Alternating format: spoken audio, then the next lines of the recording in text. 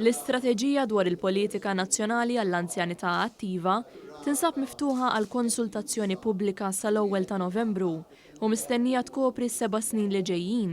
Mibnija fuq 28 tema din l-istrateġija ser tħaddan magħha l-aspett ta' inklużjoni, ugwaljanza u anzjanità b'saħħitha. Fl-okkażjoni tal-Jum Internazzjonali tal-Anzjani ġie diskussu ukoll l-għarfien diġitali fost l-anzjani.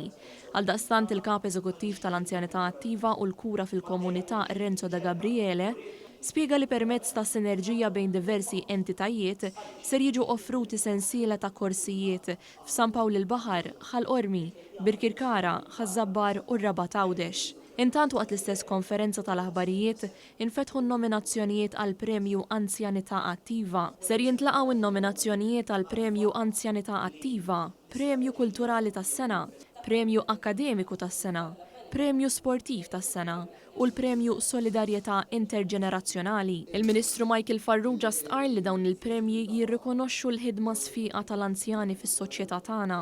Il-Gvern irid l-anzjani tagħna ikomplu jkunu attivi fiħdan is-soċjetà.